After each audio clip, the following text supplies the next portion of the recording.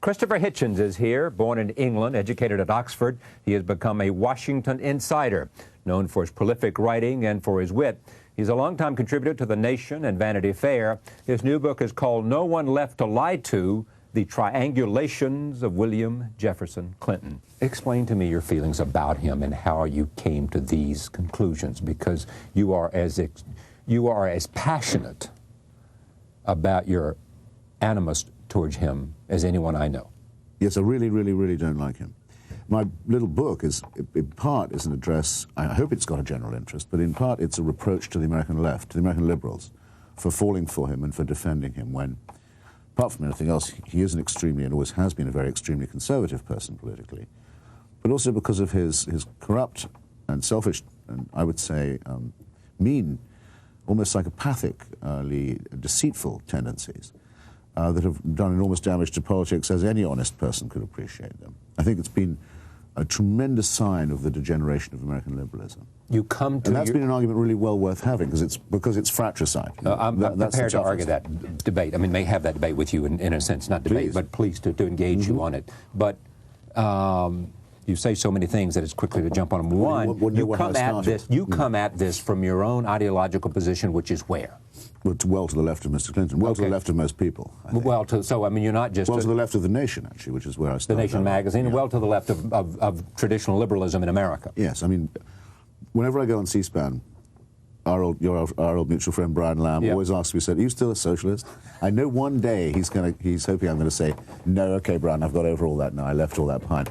Partly just to spite him. Yeah. I'm not going to deny it. It's where I learned my politics, and what I learned from it isn't by all means all useless. So, I mean, characterize yourself in terms of any politics in England, in the United States. No, democratic socialist. Democratic socialist. Because it's an international position. One of the reasons I'm attracted to it is that it's the same in all, or should be the same for all societies.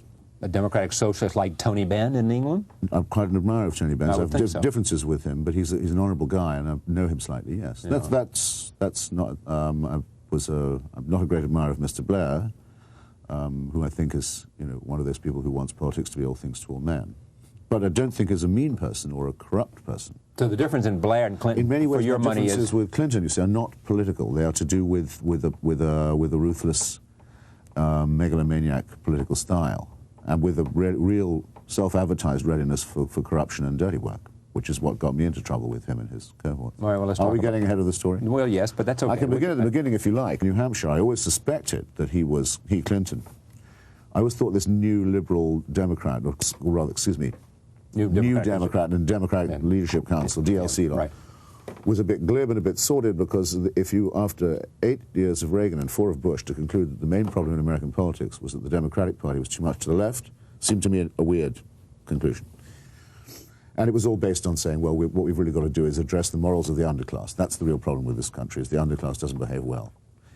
I thought that actually there were some overclass problems that needed attention, so I admit I went to New Hampshire not liking him. I didn't much care about the flowers business. I still don't. I think he treated her very badly. Jennifer Flowers. Yeah, I think he treated her very badly, and I think he lied to everyone about it. But that seems so unsurprising. But any other politician would have handled that the same way, would he not? Here's what he did. But any other politician would have tried to. No, if Mr. Clinton had said, yes, I did, I loved her, and it's none of your damn business, we'd be living in a much better culture now, and I would have applauded him if he'd said that. It would also have been true. That he loved her? Yeah, well, he certainly acted like he did. He's since loved her? Yes. They were obviously very tight, and she really loved him. Yeah, did he love Monica? Well, let's suppose that he had said he loved her, and yes, I did. That would have just been a little nicer than saying, well, no, I had nothing to do with her, and then 7 years later saying, okay, I did it with her once, and that was it. As if he doesn't know that it's the height of bad manners to sleep with someone once. But Washington is full of politicians who are not stepping forward to say, I had an affair with someone that I may have told him I loved. But don't, anyway, here's what he did to get out of it. Right. He was many points behind by this stage. He left the campaign trail in New Hampshire. He flew down to Arkansas, where he was still governor, to personally supervise the execution of a lobotomized black defendant, inmate, Ricky Ray Rector by name, in Cummins Prison, who couldn't even understand the charges against him. He'd blown his brain away. He was gone. He didn't know he'd been sentenced to death. He didn't understand when they came to give him his last meal what was happening. And Clinton just made it absolutely clear. He was changing the subject. He rejected the law and order. You're not going to get me on law and order. You're not going to think I'm soft. You're not going to Willie Horton me. Right. And the two things about it that sickened me were, one, that he did this in cold blood to this guy, and I have a long section about it in my book, and two, that no one in my profession and no one in the liberal wing of politics thought this was a test of character or of intention. Because among the things that depressed me, I did write a column about it, Murray Kempton did. That was about it. Right.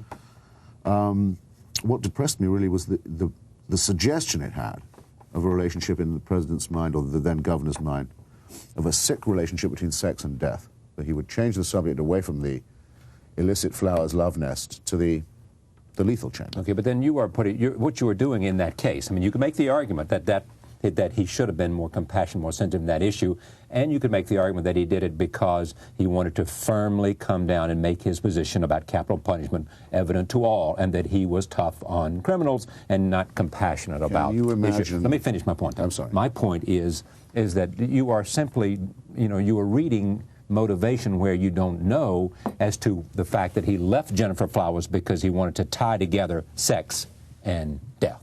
That the motivation to go there, rather than distract from Jennifer Flowers, was in fact... It was a very strange week to leave New Hampshire. He was in trouble. It was quite a desperate gamble to go down there. And this is a guy who, any other week, would have received clemency from the governor, because there was no one in the prison thought he should be executed. This is a tough prison, in a tough state. The prison chaplain resigned on the issue. The warders and others have been quoted as saying, we shouldn't have done this to this guy. It was like killing a child. The warden of the prison where this man was imprisoned, they said it was like where killing, executed, they said it was like killing a child. Okay. Yeah, but did they say it shouldn't be done? Well, yes, of course they said it shouldn't be done. I'm asking, I don't know. Yeah, and the prison chaplain resigned. This is not a sentimental area of the United States, as you know. So, no, I'm sticking to my point. I think it was an atrocious thing to do. It suggested something faintly monstrous about the guy, and it suggested that there was probably nothing he wouldn't do. And it also suggested an attitude to, a signal, you might say, about what kind of... but he addressed that criticism at the time, did he not? No, he didn't. There was never a response. I asked him. There was some criticism, and I remember people raising the question. No, he has never been asked a question about it. I know, because I tried in New Hampshire, and he turned his back and walked away. But, now, shift the scene. I mean, there was criticism. I beg to differ. I beg to differ with trepidation because you've written the book.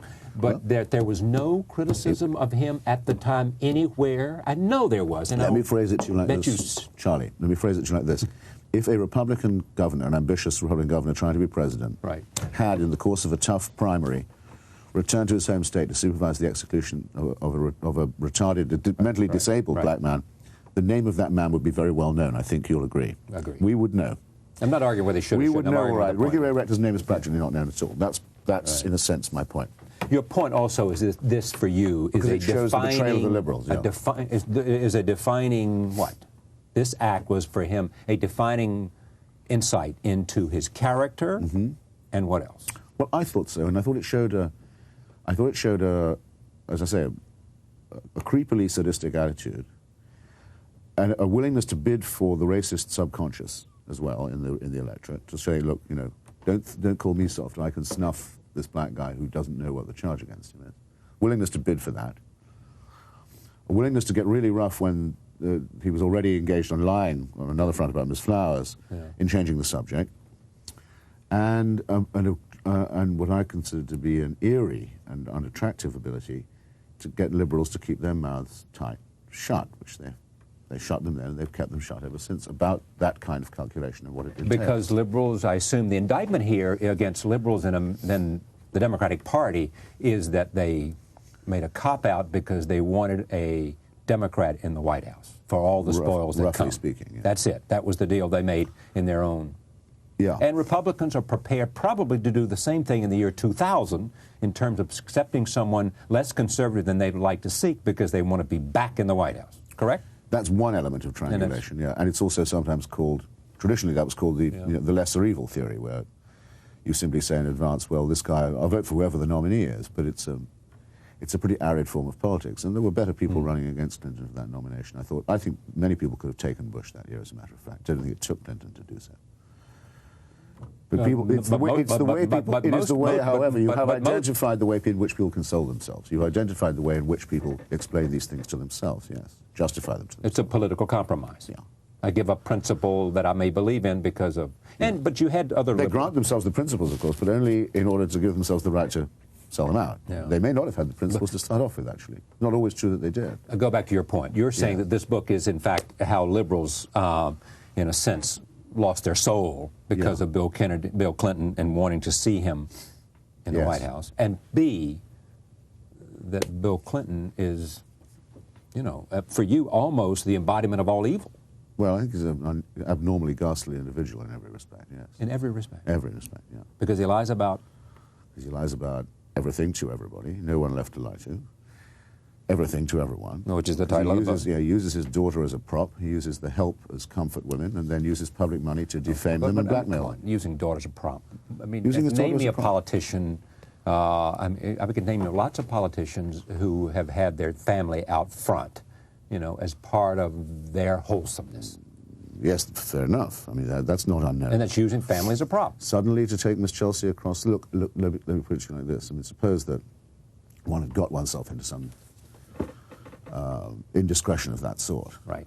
It's impossible to imagine it happening. And, you know, people were looking at you slightly askance and so on. I can imagine doing various things in the hope of, you know, salvaging myself. But among them would not be appearing in front of the cameras holding my daughter's hand.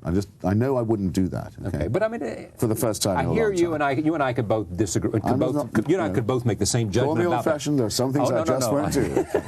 And I'm not disagreeing with your point of view about that. I'm just saying that you weigh it with much heavier contempt than most people. You can say, look, that's... Well, remember what I'm pushing back against. I'm pushing back against a huge consensus of people who said, for a long, long time, all this is his private stuff, it's none of our affair. I mean, they didn't say that about other corrupt presidents. So this corrupt president and this crooked president has come with a huge bodyguard of falsity and propaganda supplied by intellectuals and academics and journalists for him, which Mr. Nixon couldn't count on getting, didn't get, nor Mr. Reagan. So it seemed to me, it was more incumbent upon me to say what I thought and to point out how people were fooling themselves and fooling others. As one who is a huge admirer of yours. Thank you. I say that because of your polemic skills, because of you're a very interesting guy, and you've been on this show more than once. Indeed, too kind. Having said that... I knew the other shoe was going to... No, it's not. Have you ever asked yourself, maybe I'm just overboard about this guy. I've just let myself go nuts about this, and I need to come to some saner place. Yeah, I've asked myself, and it's been said to me by other people. I know, sure. Believe me. And in a way, I guess I could say the book is an attempt to get him out of my system. Yes. Really? But a kind of catharsis. I thought I started writing that this is a dangerous guy in January 1992. I'm going to see it through now. I'm going to see it through to the end. And you know what? I'm going to be vindicated, too. People are going to be saying to me a little while from now, as they already are beginning to, maybe you were right about the guy all along. So that might be the reward for looking a bit obsessed for a while. Well, then what I would hope was people wouldn't give themselves away, wouldn't sell their votes and their principles so cheaply to people in the future, and not to a politician like this one, ever again. Well, I mean, you are nothing if not an iconoclast, so let me start from there. And have had interesting opinions about a lot of people, including famously Mother Teresa. Mm-hmm. Having said that, you look at his foreign policy, yes, and characterize how you see his policy today with respect to Serbia. Well, Mr. Clinton was asked by the Italian Prime Minister about a week before the bombing began. Mr. Clinton, we had Mr. Dallmer in Washington. What are you going to do if the bombing doesn't work? And what if Mr. Milosevic doesn't change his mind? And what if instead he tries to throw all the Albanians out of Kosovo? Italian Prime Minister came out, gave his own press briefing, and said Mr. Clinton's answer to this question was to look at him like this, like he'd never thought of that before, and to turn to Sandy Berger. Sandy Berger, by the way. Can you imagine having such a guy in the White House and say, well, Sandy, what would we do if that happened? And Berger looked like that and said, well, I guess we'd just keep bombing. Italian Prime Minister couldn't believe it. It's Italy's nearest neighbor. The bases on his soil, his government could fall. They could be overwhelmed by refugees. But he signed on. Yeah, of course, because it's a NATO birthday. But he was hoping for a better answer than that from the president. Then the refugees are flung out. It's the biggest humanitarian calamity in Europe for a long time. And Clinton says, oh, don't blame us for that. We knew that was going to happen. We allowed for all that. Here's he my question. did. This is monstrous. It's the shame of it is not felt anything like enough, in my view. They knew this was going to happen. They did nothing to the shame of it in the fact that the president openly claims that this was part of the plan. That they understood that Milosevic would do what he has done. I think you'll find some debate about that, whether they knew that he was going to do it. I realize they've been all over the place on this. But they've been consistent on that. The Pentagon spokesman has said that, Cohen has said it, Albright said it, and the president has said it. We anticipated this. That was the line of the day, so it wouldn't look as if they were stupid and something had happened that made them look bad. And you were saying if they knew about it, where are the blankets at the frontier? If they knew about it and then went ahead with the bombing, then they are what? They're complicit in the expulsion of the refugees. They're complicit in the ethnic cleansing of Kosovo. So if there was to be a punishment for it, they'd have to go and stand in the same dock. So is it your argument against the president on this particular case that he did not go in, A, that he did not level with us about what he knew and expected, B, he did not put on the table the possibility of ground troops, and 3, he did not use the full force of bombing that he could have used? Well, those could be recombined in another way, but I mean, and I'm not a military strategist, but I have been in the Balkans quite a bit. My view is that Mr. Clinton paid no attention to the subject, cares nothing about it, has not cared to inform himself, has been spending most of the relevant time using public money in his own defense and for his own private and selfish interests. We have had several very devastating reports of meetings he should have attended about either Iraq or Serbia, which he didn't show up at because he was closeted with his lawyers, wasting our time on his own selfishness. So I'm not impressed at all. But what he has actually said in public is appalling. And remember, though, I agreed that finally he had done the right thing or tried, after trying not to for a very long time. The price which he willingly paid was to make Mr. Milosevic not his enemy, but his co-signer and negotiating partner and honoured guest at Dayton. And that's quite a high price to pay. Now they've suddenly discovered Mr. Milosevic won't do after all, but this is hardly even amateur hour as far as statesmanship is concerned, and they've now made themselves responsible for the calamity in Kosovo, co-responsible for it. So I think it's a pretty bad picture. But on the other hand, you can relax because he is going to build the Star Wars system, which Reagan only promised to test. Clinton's now committed to building. But it's a different Star Wars system, as you will. It's still the biggest and the most destabilizing boondoggle ever undertaken. And it consummates his sellout to the military-industrial interests across the board. Is it possible that you were so wrapped up in your, what's the best word? You're the much more... bottomless contempt for... Yes, bottomless contempt would be good, that you can't see straight about this particular... Because everything you see... I think it's everyone else who didn't have enough contempt to see straight. I think it's everyone else who said, your contempt oh, this is private. Your contempt is so bottomless and so deep on every issue that it's like, except for, which I was going to raise and you carefully did yourself, Ireland. Yes. Yeah, I'll give him that, sure. You know. But no, it's contempt, but it's, look, it's, there was a remark of Lenin's I used to be very fond of. He said that what you have to do is have your heart on fire and your brain on ice. And that's, where you think you are? Your heart's on fire because of what you... I'm not in a stew about the guy. I just look at him very coldly and I think this is disgusting. Now, why? Of course it's true. Could he just be... Either I am wrong or a lot of other people are. Could he just be a guy who is a politician who has been... Well, let me finish. Okay, sorry. Let me... What? He's a politician consumed by ambition... And actually genuinely wants to do something and wants to, in effect, make a difference. And you may have political differences because he's not in favor of a litany of programs that you're in favor of, and because he tilts to the conservative side or to the center. I mean, some say that his most extraordinary achievement... To the right, I would say. No, you won't. But the most extraordinary achievement is he brought the Democratic Party to the center. That's what he's contributed to in 8 years in the office. The Democratic Party was in the center the year I was born, which is 50 years ago now. So I'm not very impressed about that. That's center in the polemics that you Actually, it's center-right under Truman, I would say. So, no, I don't think that was a great historic task. No, I just think his rule has been a long period of nothingness punctuated by nastiness, I would say. And that's going to be his epitaph. The interesting thing is that most people aren't talking about all of your animus towards the president. They're talking about what you did in the affair Blumenthal. Oh, yes. Speak to me about that, because it's got all of your friends at The Nation. Yeah, and other places. Well, no, actually, a lot of my friends at The Nation take my side on this, but the magazine tried to publish an editorial which didn't speak for the whole. I mean, that's been put right. There's a lot of confusion about this. Yes. Would you please straighten it out for me?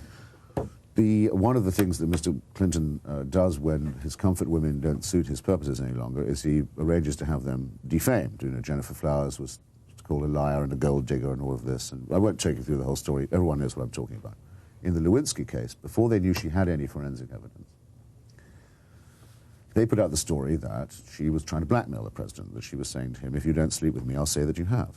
Okay, which anyone who's ever been in an office job knows you have to protect yourself against if someone goes crazy in that way. But Mr. Clinton, well, we now know what he did about that too.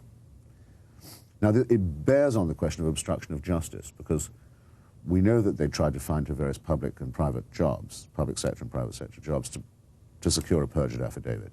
That's well, but there's a link that you can't, I mean, you know. Wait a second. They did. They did. Did they not? Try to find her public jobs? Certainly. I mean, private jobs, sure. Right. Sure. And public at the UN with Bill US office Richardson. At the UN, the Pentagon, the White House. Couldn't do enough for her. Right. It happens she gave a perjured affidavit. Okay. Could be there's no connection. Okay, but you just said it was as if it was fact that they offered her the job. It's factual, right. It's factual, right. There's no question about it. It would take a long time to establish, but it would take, I think it would take you forever to say there's no connection at all. I'm not saying what, I'm just saying that she, among others, have not acknowledged that that was in fact true. No, I don't think I would have required her confirmation on this. I mean, I don't know. I just don't feel like it. Okay. On the other hand, the obstruction element kicks in with, that's the promise, then there's the threat. Those are the two things that constitute obstruction or witness tampering. The threat is, if you don't stay perjured, because they've lost contact with her by now, they can only reach her through the media.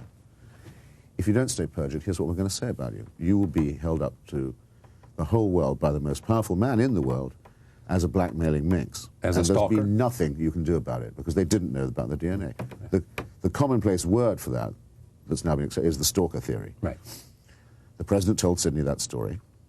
We know, because Sidney went to the grand jury and told them all about it. So that's what the president thought. Sidney, in my opinion, believed that story when he was told it. He certainly seemed to believe it when he told it to me and my wife.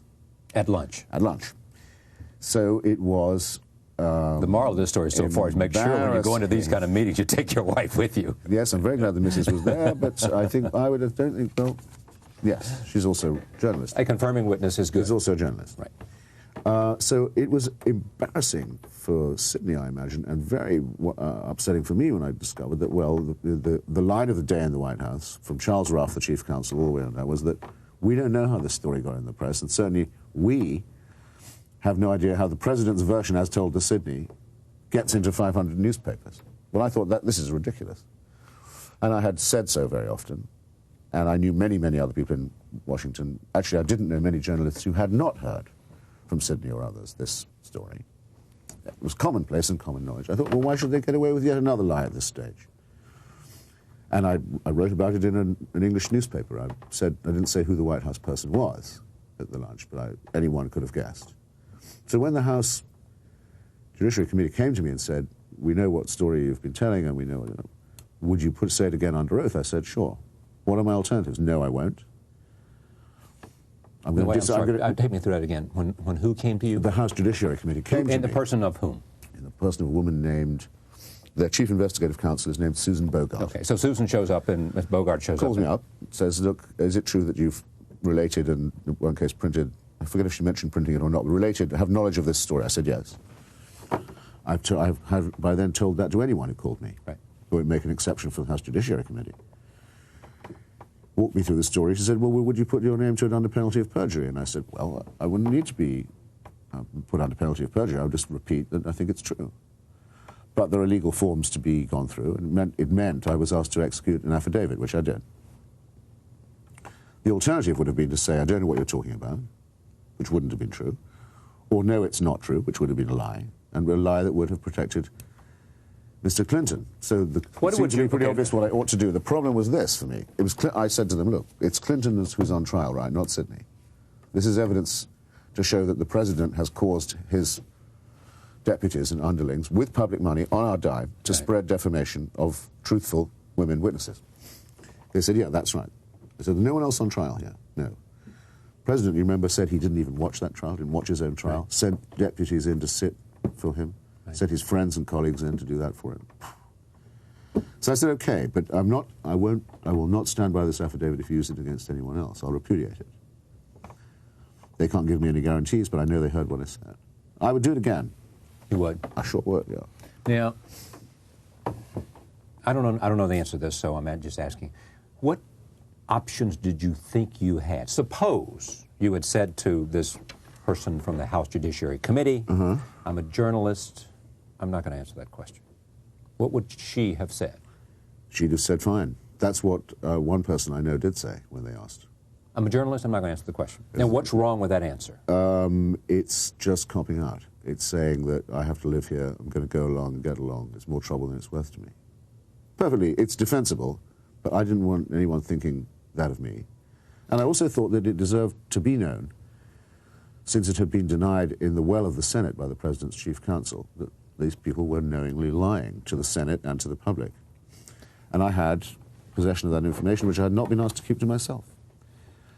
Now, I really and truly wish it had been someone other than Sidney who'd made me aware of it. I mean, but I... Because he was a good friend. Yeah, but I made it as plain to them as I could that I was not going to be party to putting him in any jeopardy, and of course he wasn't in, and is not now in any jeopardy. So all that subplot that was woven around me, from fratricide, Judas kiss, and so on, was all horse. So then you had to come up to you. So what's happened to you as a result of all this? Got called a lot of rude names. Right. Discovered that the word hitch can be, the name hitch can be made to rhyme with the word snitch. Yeah. Defended myself on that score. Maureen Dowd did that. The fragrant Maureen did that. A snitch is someone who tries to get a plea bargain to save their own skin. I wasn't in any. She sort of said it went from trip to hitch. I mean, that was from trip to hitch. Linda and I don't know each other. I know, but you know the point. Yeah. I mean, all of a sudden you see columnists that were you. Of course. I had writing about you as a lot of that, as if I'd done it as a either to save my contemptible own figure skin or out who of had violated self-interest. all standards of journalism. And if you had something you want to say, do what you did in the beginning, write about it, and don't be cruel. Here's what they said. I asked someone today. Yes. I said, why is this so controversial for you? Why is it you have so much animus towards Christopher Hitchens? The answer was, he collaborated with the government. He betrayed a friend, and he filed an affidavit. Right. None of those things are what we think. Well, I didn't collaborate with the government. I was testifying against the government. I wasn't cooperating with the authorities. Where I live, I don't know about where you live, the President of the United States and his gang are the authorities. Certainly it's true in Washington. But the House, and some would say, well, the government wasn't represented by it at another time. The House Judiciary Committee is the lawfully constituted committee of the Committee of the House. I mean, that's not... during the McCarthy era, people would say that these were, in fact, the government that was doing the investigating, even though they came from the Congress, and they called people up to testify, and when they did, they were called collaborators. Well, some of those inquiries were indeed sponsored by the state after the Royalty Oath program was passed, and so there's no question about it. This just isn't like that. Furthermore, the people who testified in those cases were doing so that they wouldn't be asked to, they wouldn't be asked the questions themselves. They were bargaining to save their own skins. I wasn't my skin was in no danger. I'm way over. Except from the people who were going to call me a scumbag later on. I mean, but I wasn't plea bargaining. I wasn't buying myself any time or cutting myself any slack. Nor was I anonymously doing a denunciation of anybody. So the first objection of your friend, I think, is false. Betraying a friend, I don't think so. I mean, it was Mr. Clinton who sent someone who I can tell you really loves him. I mean, really likes him. Sidney Blumenthal. Yeah. And had given up a lot to go work for him. Fed him a false and dirty story, convinced him of its truth, and let him go into the grand jury and tell it. Well, did he go into the grand jury and say the president lied to him about other matters? No. At the end, finally, in the front of the Senate, he was asked, does he now think he's been lied to by the president? And he said, yeah, I do. Well, join the club, right? Right. Yeah, he did, but Clinton did all that to him and then let him go and be asked these tough questions in the Senate. And I'm the one who betrays Sidney? It's Clinton who's betrayed Sidney. Just that having anything to do with Clinton means that everything around him is poisoned, including friendship between Sidney and me, though I hope still. Well, that might be repaired. You hope? No, I see no reason why not. He knows I didn't mean him any harm. He isn't in any trouble as a result of what I said. People are nauseated now, I find, more and more by the fact that Clinton walked in that trial. He got away scot-free. Nothing happened to him. And it's become more and more clear that since the acquittal, that all the stuff about the right-wing conspiracy and so on was all nonsense. So all that would need to happen was for Sidney to take the next step, as a lot of other former Clinton people have, and realize that he's working for someone who doesn't give a damn about him or anyone else. Then we could be friends again. Have you called his house? I did call his house. And what happened? Probably too soon. Too early. I got his extremely nice wife, who's also a friend of mine. And I think she must have thought it was too soon as well, because she replaced the receiver. Yes. And you called for what reason? I had a couple of things I wanted to explain to them, and a couple of things I wanted to say. Which were? Which were, well, that I didn't think he was in any jeopardy, or would be, and that I wanted them to understand what the position I'd been in was. You asked me one more question, which was, I could have just written it in an article. Right. You're right, of course. I was in the process of doing that when they called me. In fact, I think somehow they got wind of the piece. If that piece had come out a week earlier, it could have been used to accuse Sidney of perjury if he'd committed it, which, by the way, I don't think he did. In any case, would have amounted to the same thing. But by saying, no, I'll put my name to it, I was testifying in one jurisdiction against one defendant only, namely the President of the United States. And I think I probably missed both of them, but the intention was to hit the President and miss Sidney. I missed Sidney anyway. And you hope you can repair the worst of it, actually, if you really want the truth, I mean, is that the whole thing may have been a waste of time, because the trial was a fix in a way. How was there that? was no chance of it changing many people's minds. I did get a call from one senator, Democrat, good Democrat, who said he was now going to vote to convict on obstruction of justice. He told me on the phone that Sunday that he was determined to do it now, but in the end he didn't. So I wasted my time, I guess. But I thought it would have been cowardly not to stand by the story. Okay, let me sum up here. This president will serve out his term. Well, I guess, yeah. Reconciles. He'll continue to prosecute the war. He'll continue to refuse to answer questions about whether he's a rapist. He still hasn't said a word about that. Doesn't that give you a shock? He won't answer the question. Is there? People think it's his word against hers. He hasn't said anything yet. He said his lawyer has responded for him. A lawyer who he didn't know that year, and as far as I know, has never been in. Well, but this is the lawyer that speaks to him now. Come on, you'd want to do better than that if you've been accused of rape, I think. Well, no, I mean, if you're going to have a lawyer speak... I know a lawyer who will say it's not true. You can't go there. I mean, if you're going to have a lawyer speak sorry. to... Well, no, he didn't have a lawyer at that time, did he? Did he have a lawyer? He was the Attorney General of Arkansas at the time. But I mean, she didn't bring the charges. She didn't bring the charges at that time, so he had no need to have a lawyer at that time. So the lawyer you would bring forth at this time is the lawyer who's representing you. I mean, that's who happened to have just gone through, and you've had exhaustion. He has no knowledge of the case. That's what I'm talking about. You'd want to do better. But who had a knowledge of the case? Well, what lawyer had knowledge of the case? Someone, or of the circumstances of the time. There have been inquiries before. To say, if I said to you, a plausible, respectable woman with no motive of malice has laid a charge of sexual assault against you, what do you say? Would you be content to say, well, I know a lawyer who will say that it's not true? I think you'd want to do... Right.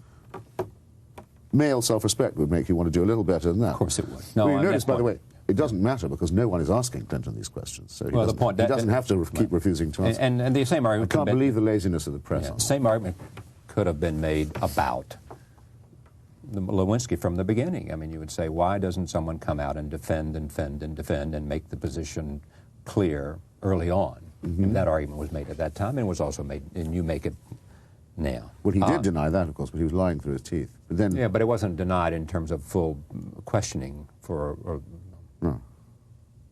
You know, and wasn't protesting to the fullest extent that might have been done.